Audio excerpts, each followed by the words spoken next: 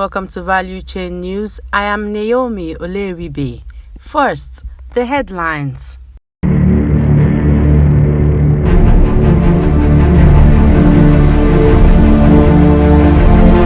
Marginal field operators are prohibited from trading in papers, says engineer Komolafe. We will not legalize artisanal refinery, federal government. ENI lifts force majeure on all Kaka gas exports. And now, the news in detail. Chief Executive Officer of the Nigerian Upstream Petroleum Regulatory Commission (NUPRC), Engineer Gbenga Komolafe, has revealed that under his leadership, no marginal field operator would be allowed to trade in papers issued by the organization. Komolafe, who spoke with the Africa Oil Plus Gas report, stated that the rule of law would be strictly followed in the issuance of final licenses to the winners, stating that no amount of pressure would make the Commission award final documents without due process. Recall that Komolafe had confirmed in January 2022 that Adax Petroleum lost oil mining licenses OMLs 123, 124, 126 and 137 and were reverted to NNPC due to its inability to meet set obligations in the license award provision. On the Adax issue,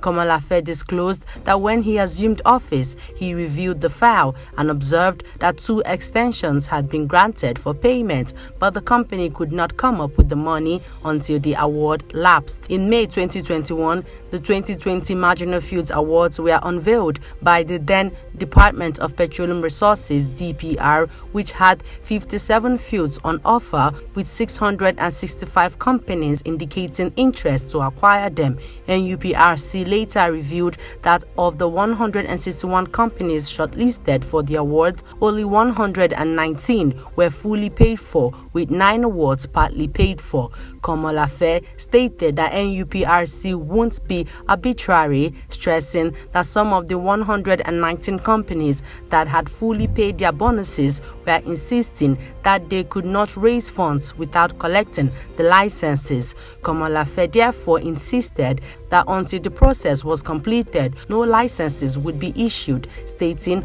all decisions would be taken based on strict adherence to the rules.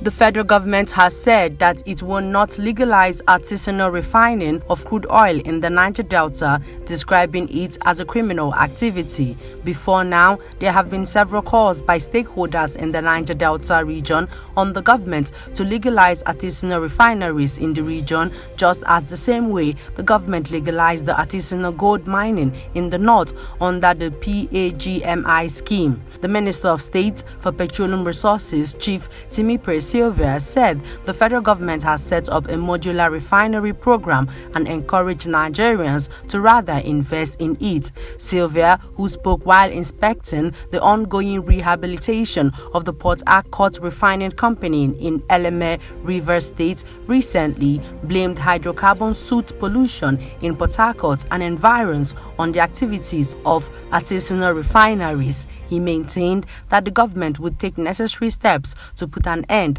to artisanal refineries.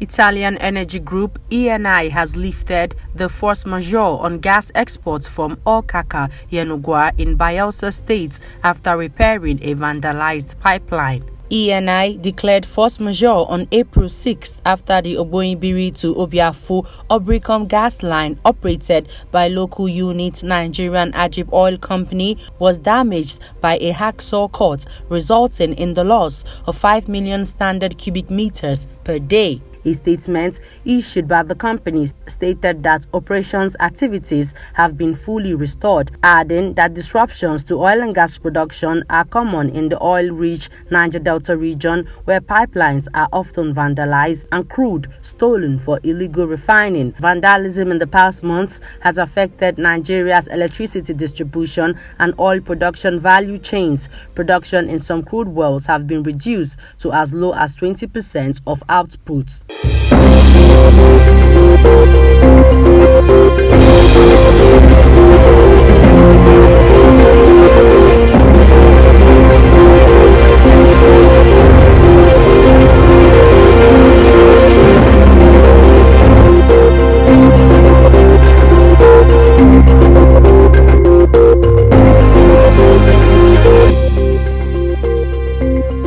Morocco is studying options at several ports to build a floating or land-based facility to import liquefied natural gas (LNG), Energy Minister Leila Ben Ali said recently. For much of its gas needs, Morocco relies on about 1 billion cubic meters annually, a pipeline that used to channel Algerian gas to Spain until it was halted last October by Algiers against the backdrop of worsening relations between the Maghreb's most populous countries. Whether floating or onshore, studies are underway to choose the most immediate solution, Ben Ali told reporters. The country tendered in January for a study on the upgrade of Mohammedia Port near Casablanca to host an LNG floating storage and regasification unit.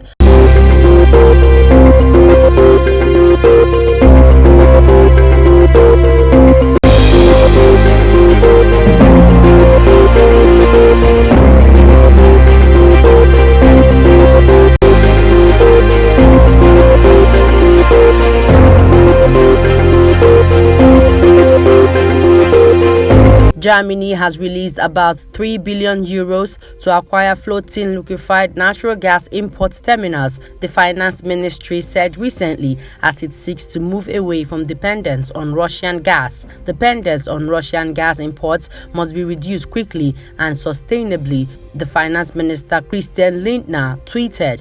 Floating LNG terminals make an important contribution to this, for which we must provide funding, he added. A total of 2.94 billion euros have been made available for the lease of these huge LNG carriers, the finance ministry told AFP. Europe, and Germany in particular, is counting on LNG to reduce its dependence on Russian imports after Moscow's invasion of Ukraine. Last week, European countries announced expanded efforts to wean themselves off Russian gas. Russia is a major fossil fuel producer and accounted for over 45% of the European Union's gas imports last year, but the bloc is under pressure to impose sanctions on oil and gas imports from Moscow.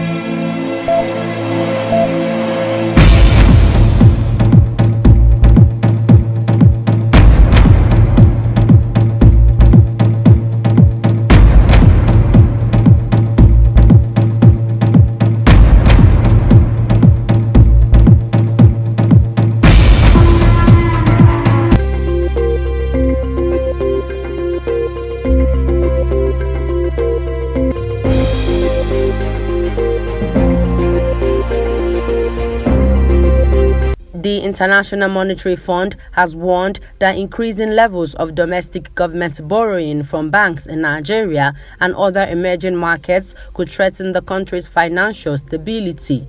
The Washington-based lender disclosed this in a report titled "Emerging Markets Bank Government Debt Holdings Pose Financial Stability Risks." Governments around the world have spent aggressively to help households and employers to weather the economic impact of the pandemic. Public debt has mounted as governments have issued bonds to cover their budget deficits, the report stated. Before we end the news, here's a recap of our headlines. Marginal field operators are prohibited from trading in papers, says engineer Komolafe. We will not legalize artisanal refinery, federal government. ENI lifts force majeure on all Kaka gas exports. And that's the news. I am Naomi Oleribe. Good evening.